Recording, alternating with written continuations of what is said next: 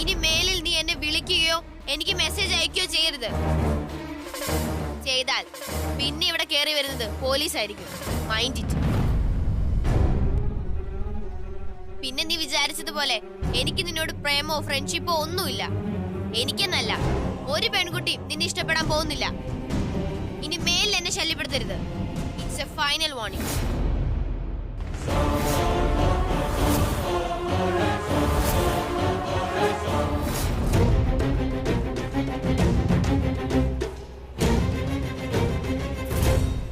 നീ ഇവള് പറയുന്നിട്ട് ടെൻഷനൊന്നും ആവണ്ട.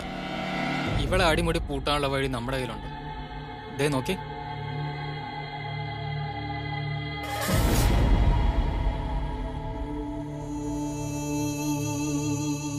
നീ ഇവിടെ നിന്ന് പറഞ്ഞതിനല്ല, നിന്നെ കൊണ്ട് തന്നെ സമാധാനം ഞാൻ പറയിപ്പിക്കും. എന്റെ മുൻപിൽ വന്നിരുന്ന് കരയും മീനാക്ഷി നീ.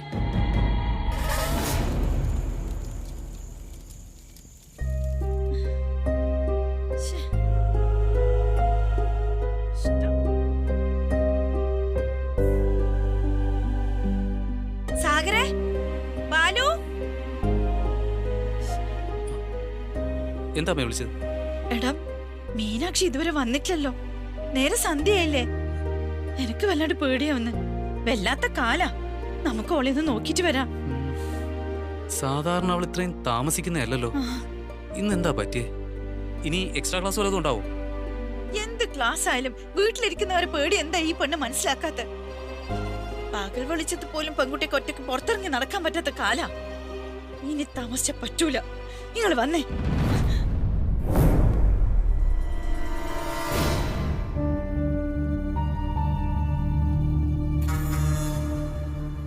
നീ ഇതുവരെ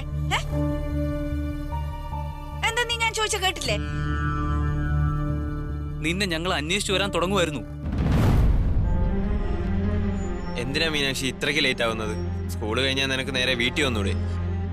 പാവ അമ്മ എത്രമാത്രം വിഷമിച്ചെന്നറിയോ? അതെങ്ങനെയാ? വീട്ടിലിരിക്കുന്നവരുടെ മനസ്സിലെ വെപ്രാളം ഓക്കറിയേണ്ട ആവശ്യമില്ലല്ലോ. നിങ്ങളെല്ലാവരും എന്തിനാ ഇങ്ങനെ വെപ്രാളപ്പെടുന്നതെന്നാ എനിക്ക് മനസ്സിലാവാത്തെ. റോഡിലൊക്കെ നല്ല ട്രാഫിക് ആയിരുന്നു, അതാ ഞാൻ ലേറ്റ് ആയത്. വെറുതെ കള്ളത്രം പറയല്ലേ. ഇതിന് മാത്രം വലിയ ട്രാഫിക്കോ? അല്ല, നിന്റെ ഫോൺ എടുത്തു.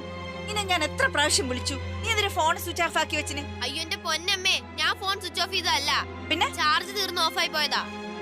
ഇത്രയ്ക്ക് ലേറ്റ് ആകുമായിരുന്നെങ്കിൽ ഫോൺ ഓഫ് ആകുന്നതിന് മുമ്പ് നിനക്കൊന്ന് വീട്ടിലേക്ക് വിളിക്കായിരുന്നില്ലേ? ഞങ്ങൾ ഇത്ര ടെൻഷൻ അടിക്കുമായിരുന്നു. അത് പിന്നെ ഫോൺ ഓഫായി പോന്ന് ഞാൻ കരുതിയോ? ഇനി ഇതുപോലെ ലേറ്റ് ആയി വിളിക്കാം പോരെ? സത്യം പറ, എന്താ എന്റെ ചുറ്റിക്കളി? ട്രാഫിക് ബ്ലോക്ക് എന്നല്ല നീ കള്ളത്തരം പറയുന്നതെന്ന് എനിക്കറിയാം. സത്യം പറഞ്ഞില്ലെങ്കിൽ കൊന്നു കുഴിച്ചു മുടിഞ്ഞ. നീ ഒരു പെൺകുട്ടിയാ, അത് ഓർമ്മ വേണം. എന്നാ ഇനി ഞാൻ സത്യം പറയാം.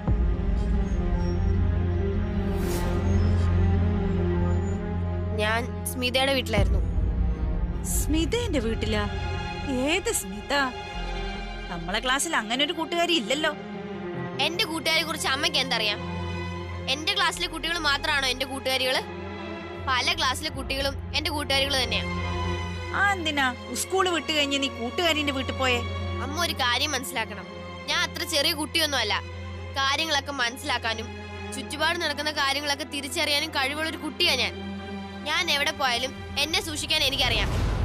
നീ കൂട്ടുകാരിന്റെ വീട്ടിൽ പോയനെ ഇവിടെ ആരും ഒന്നും പറയില്ല. പക്ഷെ എന്തിനാന്ന് നമുക്കും കൂടി അറിഞ്ഞേ പറ്റൂ. എനിക്കിപ്പോ അത് പറയാൻ സൗകര്യമില്ല.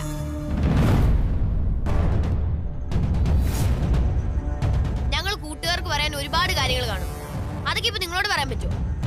ഞാനൊരു കാര്യം പറഞ്ഞേക്കാം, വെറുതെ എന്റെ പിന്നാലെ നടന്ന് എന്നെ നിയന്ത്രിക്കാൻ വരരുത്. എനിക്കത് ഇഷ്ടമല്ല. അമ്മേ, ഇപ്പൊ അമ്മ അവളുടെ പിന്നാലെ പോകണ്ട. അവളോട് ഞാൻ ചോദിക്കാം.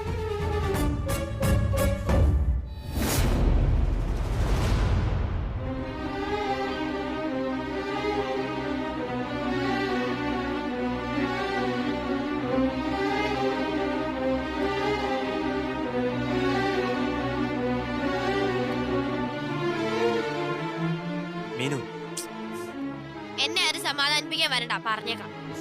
ഞാൻ അതിനാ വന്നേന്ന് നിന്നോട് ആരാ പറഞ്ഞത്? എന്റെ മീനു, അമ്മയുടെ കാര്യം നിനക്കറിയാലോ. ആവശ്യമുള്ളതിനും ചിലപ്പോ ആവശ്യമില്ലാത്തതിനും അമ്മ ദേഷ്യപ്പെടും. നമ്മൾ ഇത് ഇന്നും ഇന്നലെയും കണ്ടു തുടങ്ങിയല്ലോ. നമ്മളെ അമ്മയല്ലേ, വിട്ടുകളാ. എന്തിനാ വിട്ടുകളയുന്നത്? എന്നോട് മാന്യമായിട്ട് പെരുമാറിയ മാത്രമേ ഞാൻ അത് തിരിച്ചു കാണിക്കൂ. ശരി, വേറെ ആരോടാണെങ്കിലും അങ്ങനെ തന്നെ മതി. പക്ഷെ അമ്മയോട് അത് വേണോ മീനു? ഈ ഒച്ചയും ബഹളമൊക്കെ ഉണ്ടാക്കിയെങ്കിലും അമ്മയെ നിനക്കറിയാലോ. നിന്നെ കാണാനില്ലെന്നും പറഞ്ഞ് ഈ വീട് തല കീഴായി തിരിച്ചു വച്ചേക്കായിരുന്നു. ഓ, വലിയ കാര്യമായി. സാധാരണ നീ ഏത് കൂട്ടുകാരുടെ വീട്ടിൽ പോയാലും ഇത്രയും വൈകാതെ തിരിച്ചെത്താറുണ്ടല്ലോ. ഇന്നിതെന്താ പറ്റിയേ?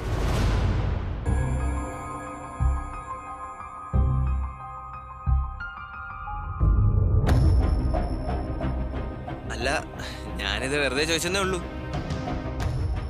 മീനു, നിന്റെ ഈ പ്രായം കഴിഞ്ഞിട്ട് തന്നെയാ ഞാനും ഇതുവരെ എത്തിയത്. ഞാനൊരു ഭൂലോക തരികടയാ. അതെനിക്കറിയാം. എന്നാ പിന്നെ എന്നോട് നീ നമ്പർ എടുക്കാൻ നോക്കരുത്. കാരണം ഒരു തരികിടയ്ക്ക് വേറൊരു തരികിടയെ പെട്ടെന്ന് മനസ്സിലാവും. മീനു, നീ പോയെന്ന് പറഞ്ഞ സ്ഥലവും അതിന് നീ പറഞ്ഞ കാരണവും പച്ചക്കള്ളാണെന്ന് എനിക്കറിയാം. ഞാൻ നിന്നെ വേദനിപ്പിക്കാൻ വേണ്ടി പറഞ്ഞതല്ല. ഈ ഒരു അവസ്ഥയിൽ ആരായാലും ഇങ്ങനെയൊക്കെ തന്നെ പ്രതികരിച്ചു പോവാം. അതോ എനിക്കറിയാം. ശരിക്കും നീ എങ്ങോട്ടാണ് പോയതെന്നും സത്യത്തിൽ എന്താണ് ഉണ്ടായതെന്നും നീ എന്നോട് ഇപ്പൊ പറയണമെന്നില്ല. സമയമെടുത്ത് ആലോചിച്ച് പറഞ്ഞാൽ മതി.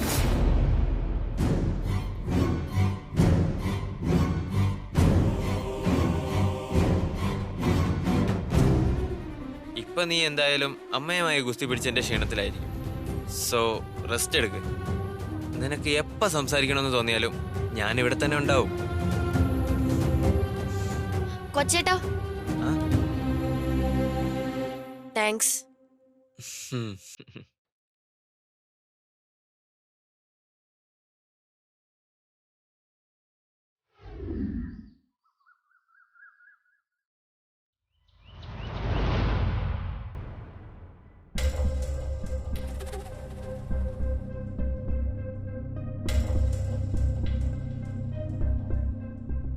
ഇത്ര പെട്ടെന്ന് ഇവിടുന്ന് പോണെന്ന് പറഞ്ഞു കഴിഞ്ഞാ എങ്ങനെയാ? വ്യക്തിപരമായ വൈരാഗ്യത്തിന്റെ പേരിൽ അങ്ങനെ തോന്നിയതുപോലെ ഇറക്കി വിടാനൊന്നും സാധ്യമല്ല. അതിന് അതിൻ്റെതായ നിയമവശങ്ങളുണ്ട്. ഇവിടുന്ന് വിട്ടു പോവാന്ന് പറയുന്നത് എനിക്ക് ആലോചിക്കാനും കൂടി പറ്റുന്നില്ല വക്കീലെ. ഞാൻ സ്നേഹിക്കുന്ന മനുഷ്യരെല്ലാം ഇവിടെയല്ലേ ഗണേശ? ആല്ലാം വിട്ടെറിഞ്ഞിട്ട് ഒരു സുപ്രഭാതത്തില് ഞാൻ എങ്ങോട്ട് പോവാനാ? നിങ്ങളൊന്നും ഇല്ലാത്ത ജീവിതത്തെ പറ്റി എനിക്ക് ചിന്തിക്കാൻ പോലും ആവൂല. അതിനെപ്പറ്റി ആലോചിച്ച് സമയം കളയാനില്ല സുധാമണി. ഇനി എന്ത് ചെയ്യാമെന്നാണ് നമ്മൾ ആലോചിക്കേണ്ടത്. അതിനുവേണ്ടി ഏതറ്റം വരെ പോണ്ടി വന്നാലും ഇവിടുന്ന് പോവാൻ ഞാൻ ഒരുക്കല്ല വക്കീലെ. കാറ്ററിംഗ് നടത്തുന്നതിന് മുമ്പ് താൻ പിള്ളയോട് അനുമതി വാങ്ങിയിട്ടില്ലേ? അതെ, അയാള് എന്തോ കടലാസ് ഒപ്പിട്ട് വാങ്ങിയിട്ടുണ്ട്. അയാളുടെ സമ്മതത്തോട് കൂടിയിട്ടാ കാറ്ററിംഗ് സർവീസ് ഇവിടെ പ്രവർത്തിച്ചുകൊണ്ടിരിക്കുന്നത്. അതിന് എന്റെ അധിക വാടക പിള്ളേച്ച മേടിക്കുന്നുണ്ട്. ഓഹോ, എന്നിട്ടാണല്ലേ തന്റെ കയ്യിൽ നിന്ന് അധിക പൈസ വാങ്ങിയിട്ട് തനിക്കെതിരെ കേസ് കൊടുത്തത്? കൊള്ളാം. ഇതിനെന്താ ഒരു പോംവഴി അൻസാരി വക്കീലെ? സുധാമണി പേടിക്കാതിരിക്കെ. ഈ കേസ് എങ്ങനെ വാദിക്കണമെന്ന് എനിക്കറിയാം.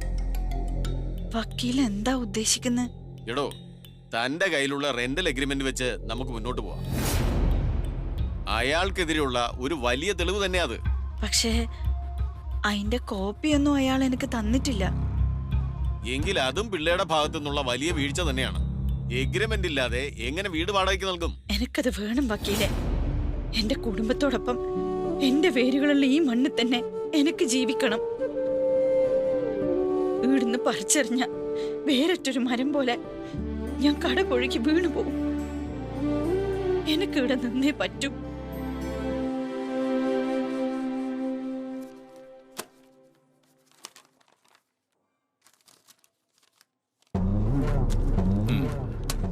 ഇത് തന്നെ.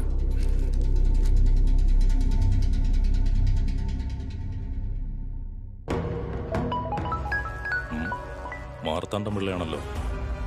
ഹലോ. ആ വക്കീലേ, സാധനം ഇവിടെ ഉണ്ട് കേട്ടോ. ആ, കിട്ടിയോ? എങ്കിൽ എത്ര വർഷത്തേക്കാണ് എഗ്രിമെന്റ് എഴുതിയേക്കുന്നതെന്ന് കൂടി നോക്കിയേ. ഇതിലേ ഇനി ഒരു 8-9 വർഷം കൂടെ ഉണ്ടല്ലോ. താൻ അതനുസരിച്ചുള്ള അഡ്വാൻസ് വാങ്ങിയിട്ടുണ്ടോ? ആ, ഏകദേശമൊക്കെ വാങ്ങിച്ചിട്ടുണ്ടായിരിക്കും. മേടിക്കാനുള്ള സാധ്യത തള്ളിക്കളഞ്ഞുകൂടാ. ആ, ഇയാൾ എന്തോന്നായി പറയുന്നേ? അത് വാങ്ങിച്ചിട്ടുണ്ട്. ആ, അങ്ങനെ വരട്ടെ. എങ്കിൽ അവരിനി ഒരു 8-9 കൊല്ലം കൂടി അവിടെ തന്നെ കാണും. ഇതറിയാനാണെങ്കിൽ ഇയാളെ വിളിക്കേണ്ട ആവശ്യമുണ്ടായിരുന്നു എനിക്ക്. അവറ്റകളെ ഇറക്കി വിടാൻ എന്തെങ്കിലും വകുപ്പുണ്ടെങ്കിൽ അത് പറ. ആ, ചൂടാവാതെ പിള്ളേച്ച, നമുക്ക് നോക്കാം. ഈ എഗ്രിമെന്റിന്റെ കോപ്പി വല്ലതും അവരുടെ കയ്യിലുണ്ടോ? കോപ്പിയൊന്നുമില്ല. ആകെ ഉള്ളതേ ഈ ഒറിജിനൽ മാത്രമാ. അതാണ് എന്റെ ഈ ഭദ്രവും. ആ, എങ്കിൽ താനൊരു കാര്യം ചെയ്യും, അതിന്റെ ഒരു കോപ്പി ഇങ്ങ് കൊടുത്തുവിട്. എന്തെങ്കിലും വഴിയുണ്ടോന്ന് ഞാനൊന്ന് നോക്കട്ടെ. അയ്യോ, ഇന്നേ തിരുവോണമല്ലേ? കോപ്പി എടുപ്പ് എന്തായാലും ഇന്ന് നടക്കത്തില്ല. സാരമില്ല, നാളെ എന്നൊരു ദിവസം ഉണ്ടെങ്കിലേ എഗ്രിമെന്റിന്റെ കോപ്പി അവിടെ എത്തിയിരിക്കും. ഓക്കെ ഓക്കെ അല്ലേ? ഓക്കെ ഓക്കെ, പറഞ്ഞ പോലെ. ശരി. ആ,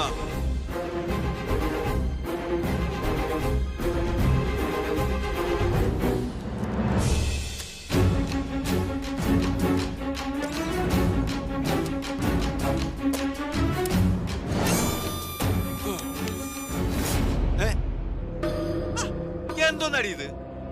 മിണ്ടാതെ അനങ്ങാതെ വന്ന് പമ്പ് നിൽക്കുകയാന്നു. മനുഷ്യൻ പേടിച്ചു പോയല്ലോ ഇവിടെ. ആ, ഞാനേ പോയി കുറച്ച് മൂക്കുപൊടി വാങ്ങിച്ചോണ്ട് വരട്ടെ. നീ പോയി നിന്റെ അമ്മയോട് പറയാം അത്താഴം എടുത്തു വെക്കാൻ. ചെല്ല്. ആ,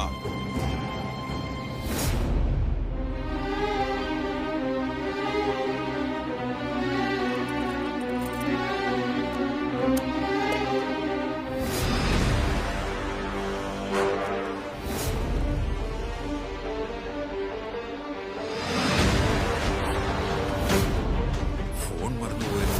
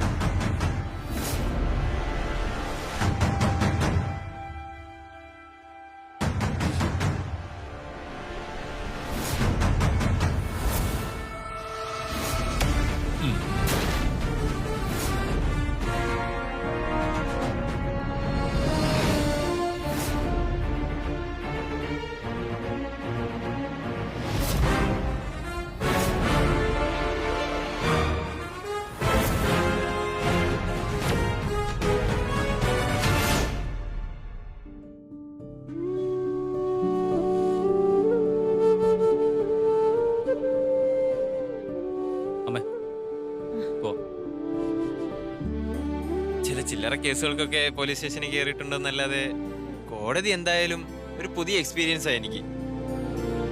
ബാലു, അപർണേനെ കണ്ടിട്ടില്ലല്ലോ. ഓള് കോടതിയിലേക്ക് എത്തുമായിരിക്കും അല്ലേ? അറിയില്ല. അറിയില്ലേ? ആ, എന്താ? അപർണ വന്നാലും ഇല്ലേലും എന്താ കുഴപ്പം? കേസ് വാദിക്കുന്നതും വിധിക്കുന്നതൊന്നും അവളല്ലല്ലോ. നീ എന്താ ഇപ്പൊ ഇങ്ങനെയല്ല സംസാരിക്കുന്നത്? ഞാൻ വേറൊന്നും ഉദ്ദേശിച്ച് പറഞ്ഞതല്ല. ചില പ്രശ്നങ്ങളും പ്രതിസന്ധികളും ജീവിതത്തിൽ ഉണ്ടാവുമ്പോ കൂടെ ആരെങ്കിലും ഉണ്ടോ, നമ്മളെ ഇനി ആരെങ്കിലും സഹായിക്കോ എന്നൊക്കെ കാത്തിരുന്നിട്ട് കാര്യമില്ല. പ്രശ്നങ്ങളും നമ്മുടേതാ, അതിനെ നേരിടേണ്ടതും നമ്മളാ. ഇപ്പൊ അതാ നമ്മൾ ചെയ്യാൻ പോകുന്നത്. വരുന്നവര് വരും, ആരെയും വല്ലാണ്ടങ്ങ് പ്രതീക്ഷിക്കണ്ട. എന്തൊക്കെയായാലും അപർണേച്ചിയും കൂടെ ഉണ്ടായിരുന്നെങ്കിൽ ഒരു ധൈര്യം കിട്ടിയേനെ. എന്തായാലും തൽക്കാലം ഉള്ള ധൈര്യമൊക്കെ ധാരാളമാ. അല്ലെങ്കിൽ തന്നെ ഈ കോടതിയും കേസും മറ്റു നൂലാമാലകളും, അതിനകത്തേക്ക് അപർണ കൂടെ ഇടപെടുന്നത് എനിക്കത്ര നല്ല കാര്യമായിട്ട് തോന്നുന്നില്ല. അതെന്ത് പറച്ചിലാ ബാലു? അപർണയും ഈ കുടുംബത്തിലൊരു അംഗല്ലേ? അതിനെക്കുറിച്ചൊക്കെ വിശദീകരിച്ച് സംസാരിക്കാൻ നിന്നാലുണ്ടല്ലോ, നമ്മൾ കോടതിയിൽ കറക്റ്റ് സമയത്തിന് എത്തില്ല. അമ്മ വന്ന്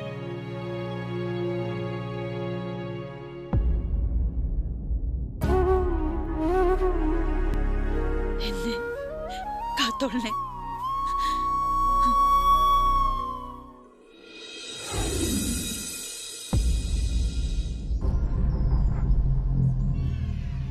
സുധാമണി ടെൻഷൻ ആവാതെ നിൽക്കുക. എന്റെ കഴിവിന്റെ പരമാവധി ഞാൻ ശ്രമിക്കാം. വിധി നമുക്ക് അനുകൂലമാകും. ആ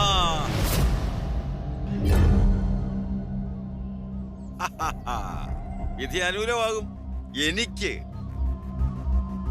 ഇവിടെ നിന്ന് സമയം കളയാതെ വീട്ടിൽ പോകാൻ നോക്കു വക്കീലേ. അതെ, വെറുതെ അകത്ത് കയറി നാറാൻ നിൽക്കണ്ട. എന്റെ വക്കീലിന്റെ ചോദ്യങ്ങൾ കേട്ട് ഉള്ളിൽ നിന്ന് വിയർത്താലേ ഇപ്പൊ കൈവശമുള്ള 2 or 3 പെറ്റി കേസ് പോലും ഇല്ലാതാകും. എന്റെ വാടകയും മുടക്കും.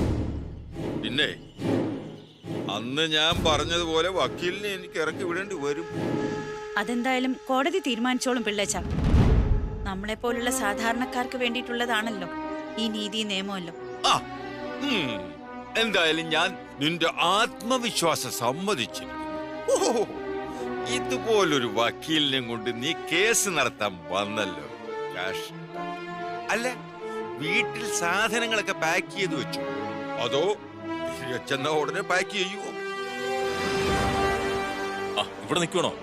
ആദ്യത്തെ കേസ് നമ്മുടെ വച്ചേക്കുന്നേ. അയ്യോ, 1 മിനിറ്റ് രാമൻപിള്ള വക്കീലേ. ഇതേ അഡ്വക്കേറ്റ് രാമൻപിള്ള ഇത്തരം തുക്കട കേസിനൊന്നും അറ്റൻഡ് ചെയ്യുന്ന ആളല്ല. പിന്നെ പണ്ടേ മുതൽ ഞാനുമായിട്ടുള്ള ബന്ധമുള്ളതുകൊണ്ട് ഇദ്ദേഹം ഹൈക്കോടതിയിലെ വലിയ വലിയ കേസുകളൊക്കെ വിട്ടിട്ട് ഇങ്ങോട്ട് പോകുന്നത്. അല്ല, വക്കീലിന്റെ ആളിനെ മനസ്സിലായോ? ഇതാ സുധാമണി, നമ്മുടെ കേസിലെ പ്രതി. നിങ്ങളെ വലിയ ദേഷ്യക്കാരിയാണ്, ചീറും. പക്ഷേ ഈ കേസ് ചീറ്റ് കേസ് തോക്കും. അല്ല, ഇദ്ദേഹത്തെ അറിയത്തില്ല? ഇദ്ദേഹത്തെ എനിക്കറിയാം. അഡ്വക്കേറ്റ് അൻസാരി അല്ലേ? അതെ. ഇയാള് പ്രതിഭാഗം വക്കീല്. ഓ, അത് ശരി. All the best. Thank you. ഇപ്പോഴും താൻ കാശില്ലാത്തവരുടെ കേസ് മാത്രമേ വാദിക്കുന്നുള്ള വാശിയിലാണോ? അങ്ങനൊന്നുമില്ല സാർ. ആ, വിളവാ. പിന്നെ എല്ലാം ഇവിടെ വായി നോക്കി നിന്ന് കാര്യങ്ങൾ നമ്മളെ കയ്യിൽ നിൽക്കൂലേ വക്കീലെ? അല്ലെങ്കിൽ പിള്ള പറഞ്ഞ പോലെ ഞാനും എന്റെ മക്കളും എന്നത്തേക്കുമായിട്ട് അവിടെ നിന്ന് ഇറങ്ങേണ്ടി വരുമോ? ഈ എഗ്രിമെന്റ് നമ്മുടെ കയ്യിൽ ഇല്ലാത്തതൊരു തട്ടുകേട് തന്നെയാണ്. എങ്കിലും നമുക്കൊന്ന് ശ്രമിച്ചു നോക്കാം. സുധാന്റി, മോളെത്തിയോ? എന്തായി? ഒന്നും ആയിട്ടില്ല. കേസിപ്പം വിളിക്കും. എന്നാ വരൂ.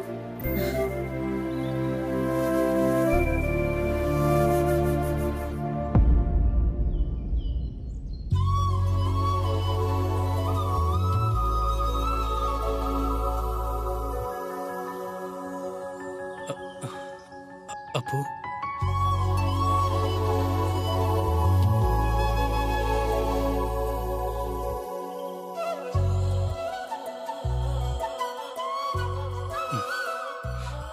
ടൈമായി.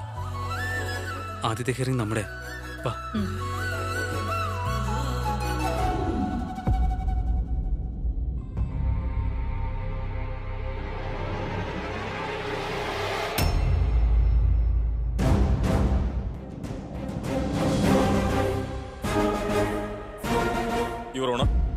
ഇതുവരെ ഈ സ്ത്രീ പറഞ്ഞതെല്ലാം പച്ചക്കള്ളമാണ്.